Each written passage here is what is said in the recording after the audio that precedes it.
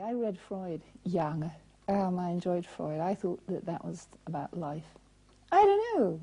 What can I say? I don't dream particularly. I don't remember my dreams, but I'm very interested in the formal imagery of dream. You have said that you are a socialist, and yet Absolutely. What do you mean? Yet, I mean, the kind of writing that you do has very little to do with that kind of gritty naturalism that one associates normally with socialist writing. You mean that Stalinist deviation? Yes, that one. Soviet social realism. Well, that's true. Restructuring of the way that we perceive reality is an essential part of being, I sound, romantic about this, but I believe it. I think it's an essential part of being a socialist. Oh, why bother? I mean, one isn't, you're not a socialist because you think that it's a good idea for the world to be endlessly recapitulated just as it is this very minute. I've never, for example, worked. I mean, I work all the time. But I worked for 3 years as a newspaper reporter when I left school. And the difficulties I had with the whole business of having to go into work every day and to see the same people every day and so on, it was very tricky. I was unemployable. And one of the reasons why I'm a writer is that I'm basically unemployable. I do bits of this and that. But, and then what happened, this extraordinary thing that can happen in America and in the US happened, which was that they decided they'd had enough of it, and the people brought the army home from the front, which, to my knowledge, is the first time it's ever happened in the history of human race. Mm. And it's something that you can never take away from, Americans, just as you can never take away from the French the fact that their great national holiday is the anniversary of the day the mob stormed a prison. Yes. And although, they try and pretend that it wasn't their finest hour, though in the States they try and pretend now that it wasn't their finest hour and that it was one of the most shameful things that ever happened to them. I mean, obviously, in human terms, it's one of the single most glorious events since the abolition of slavery.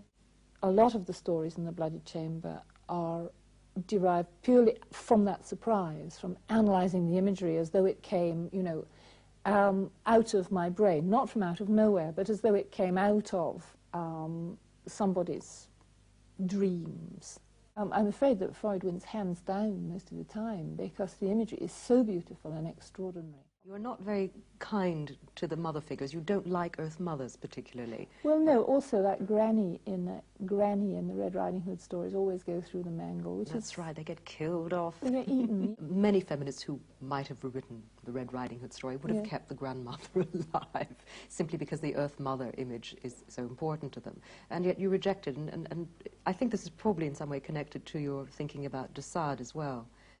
One of de Sade's, not one of his central platforms, but one of his side shows is the animosity, the antagonism between mothers and daughters and mothers, that in a sense, I mean, he was a very odd man, I need hardly say. He was a very odd man, but he's one of the very few people, avant le jour, as it were, before,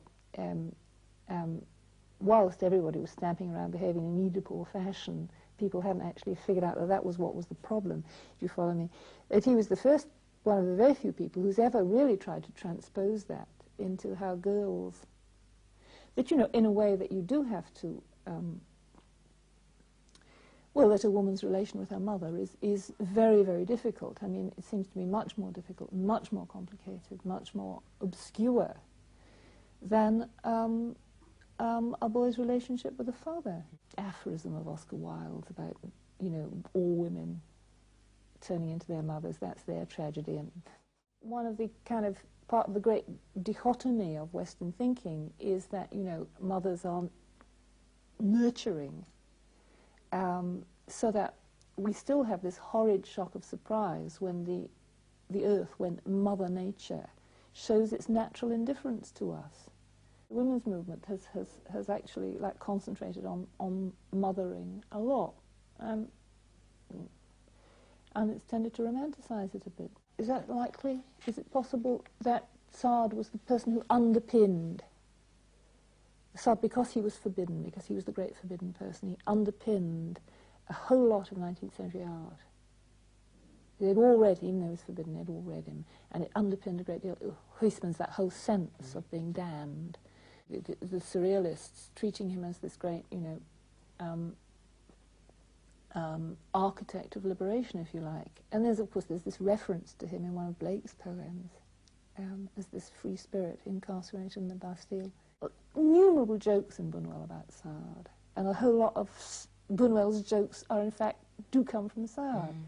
And of course I found Sade, I was initially, of course, very, very sympathetic to Sade because of his complete, his proselytizing and vigorous atheism, which I still think is the most honourable course a human person can take in the face of a religion.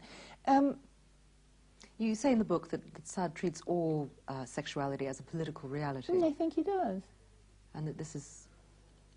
Well, he's interested in power, partly because he had none, never had any access to any. Just sitting there in the Bastille, scribbling away on his lavatory paper, poor old soul, what a life. But Juliet isn't a very nice person. No, well, you say I think she's the prototype of the woman as capitalist, isn't she? Well, yes. Mildred Pierce, except that, of course, Mildred has to lose everything. Because it's very important in art, it's very important for women to retain their humanity. It's very, very important that women should always be this isn't it? It's always... One of my favourite television cop series is Cagney and Lacey, where the women very, very definitely are the upholders of ethics. They're the personification of certain kinds of ethics. Certainly not true in Monsieur Sade. Well, no. I mean, I don't mind being regarded, but I don't mind being regarded as the reservoir of ethical truth. But I would like to think it was because of me, not because of my gender. And I would also like to think that that people took seriously what I said. If you do regard me as a,